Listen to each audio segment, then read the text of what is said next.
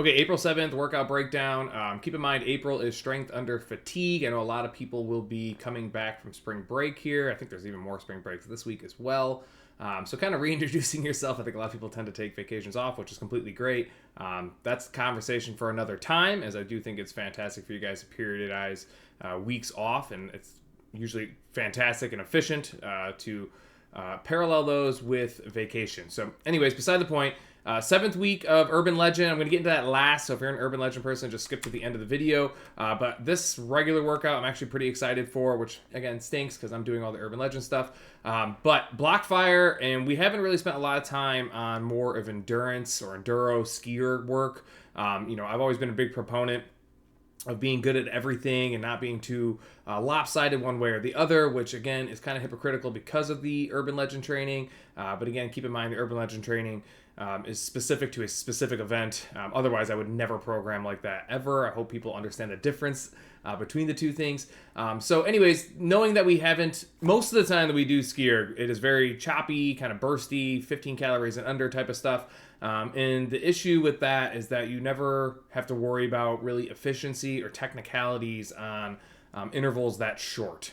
So I think a lot of times if we just avoid this stuff, we never really get into a flow and get an understanding of how well our body is operating throughout the entire line of motion and kinetic chain if we don't lengthen them out. So today's an opportunity. We're going to accrue quite a bit of difference on the skier. You have two options here, 800 and 1,000. I know some people may think that's not a big difference, but again, 200 meters, especially on something if you're not overly familiar with it, is quite a bit, and it will start to add up as we work our way through these three blocks.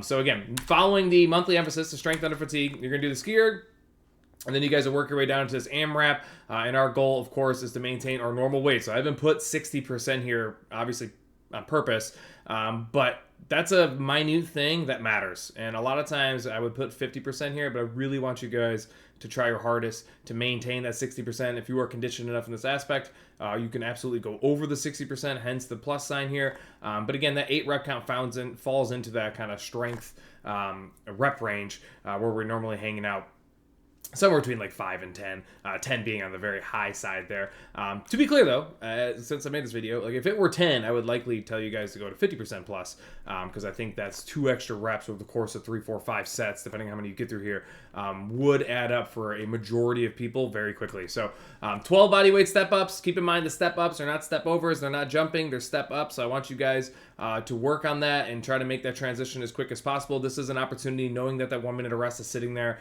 baked in already, that you can move aggressively through those. And again, remember, verticality is the goal here. So again, 20 inches females, 24 inches males.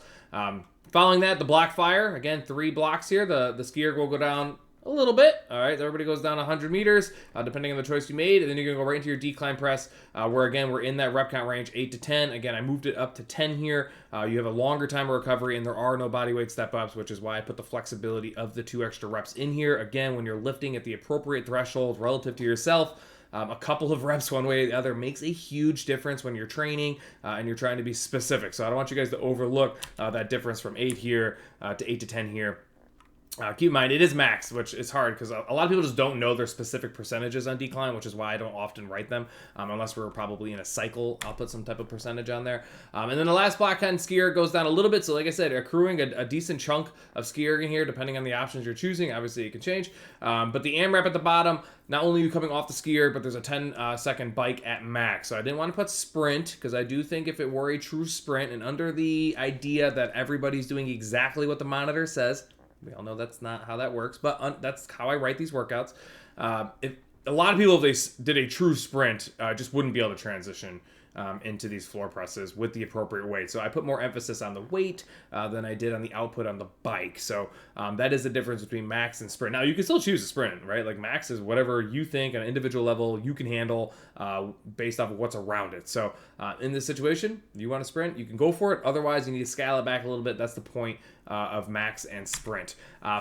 If you're doing Urban Legend, this is a big week. So you can see that I messed up the date up here. If you're doing Urban Legend, this entire week, chest day, obviously leg day, shoulder day, you're going to have the opportunity to clock your splits of the actual Urban Legend lift. And this is hugely important, I think, for a lot of people. So you guys not only warming up appropriately but then being as precise as possible and truly pushing your limit and figuring out what your real splits are for these paired lifts. The shoulder day is just push press, leg day is squats and body weight. Obviously, chest day is push ups and chest. And just seeing where you stand, right? And I don't want this here to demoralize people. Like, I know a lot of people are going to do this. I can already see it, and they're going to get upset that maybe they didn't do it as fast as somebody else, or upset that they didn't do it as fast as they thought they could do it. The goal is just information and data. Like, it's just figuring stuff out, figure out the lay of the land. The following week, in week number 8, if you're watching this video, we're going to do like legitimate chunks of the Urban Legend. So kind of like break the workout into thirds, not exactly, but that's kind of how you can think about it. And we're going to do larger chunks. So you guys will have the opportunity to do this again in week 8, but with the aerobic pieces around it. And we're going to do that for each body part. So never really putting the whole Urban Legend together like in the past where we would just do a straight play test, but giving you guys opportunities to clock your splits on each piece of it and getting an idea of kind of where you stand, strengths, weaknesses, etc. But when you guys finish a clock split, you then go into the 4 rounds, and we're still going to accrue your max amount of running here. So if you do finish all of this, it will be 2,400 meters of running, which is exactly how much you do during the Urban Legend. When you guys see setups like this, the expectation is that you're running over expected. Over expected being like par for the course, being like your Urban Legend pace.